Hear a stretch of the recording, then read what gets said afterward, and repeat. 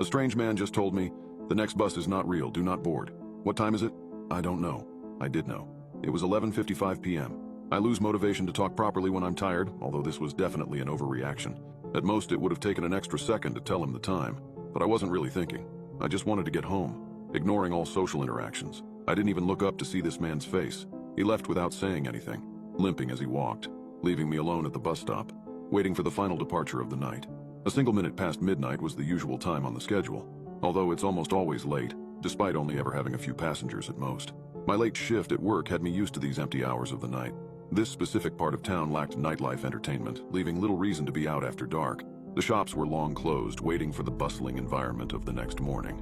Until then, they remained silent. Some had their lights on all night long, spilling echoes of life into an otherwise inactive street.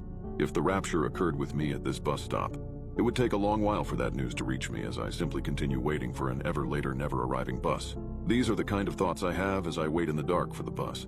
The occasional breaks in these thoughts are often caused by me checking the digital sign above me, displaying an estimated time for all upcoming departures, expecting to see 5 minutes or perhaps a more delayed 10 minutes.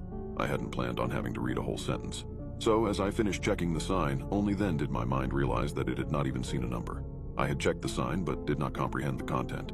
My double take showed me what I had missed. The next bus is not real. Do not board. I stared for a moment before looking around. What I expected to see, I do not know.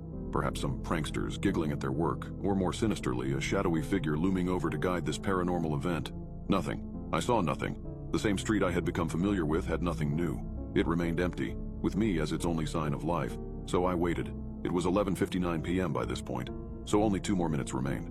On time for what may have been the first time ever, the bus arrived. A single minute past midnight, and here it was, pulling around the corner, approaching the stop. I put my hand out to signal my need to board, feeling relieved that my only way home hadn't been canceled. As the bus approached, I noticed the dark interior. The headlights were on, but the lights inside were all off. I could not make out whether any passengers were on board, or even who the driver was. Being a regular, I know most of the final route drivers, but this time it was anybody's guess. I got onto the bus, putting down the same change I always do. Bit dark, isn't it? Nobody replied as the doors closed behind me and the bus continued its way forward. I smiled awkwardly, despite knowing that the driver could not see me, and found a seat. I never found out whether there were any more passengers, but I can only hope that nobody else had to go through these next events. Almost immediately, I noticed stops being omitted from the route. A turn missed here, a completely wrong turn taken there. A panic set in that I had somehow gotten onto the wrong bus, despite knowing for a fact that the bus I always get is the only local one that runs this late. Convincing myself that an unfortunate series of road closures had occurred, I remained calm and waited it out. After 10 minutes of this, we had circled back to the stop I had boarded at. In front of us, I noticed a more normal bus, the bus I was supposed to board. The lights were on with a few passengers. It was waiting at the stop.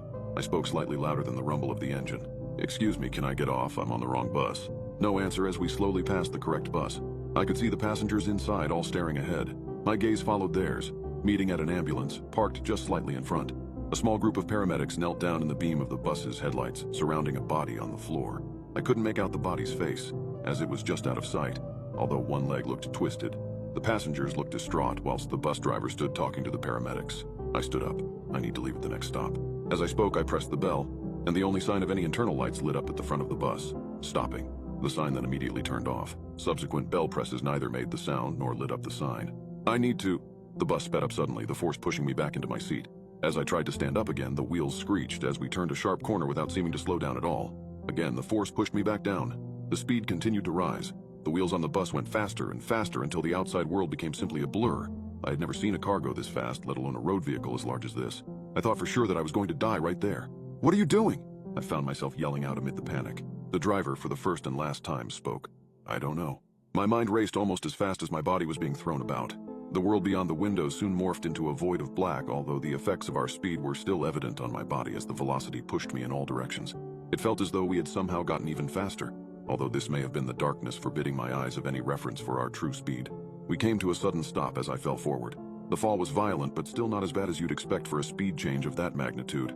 My nose hit the floor, causing a great deal of pain. I stood up, holding my face, trying to regain my balance. As the dizziness subsided, I began to notice where I was. We were outside my home. The bus stop I get off at is a 5-minute walk from here. Yet here we were, directly outside my house. The doors gently opened. Despite my desire to leave as fast as possible, I found myself walking to the front of the bus. As I reached the door, I stopped. Turning around slowly to face the still shrouded in darkness bus driver, I spoke what I always do. "Thank you." I stepped onto the pavement outside as the doors closed behind me, followed by the bus driving forward into the darkness. I looked down at my watch. A minute past midnight.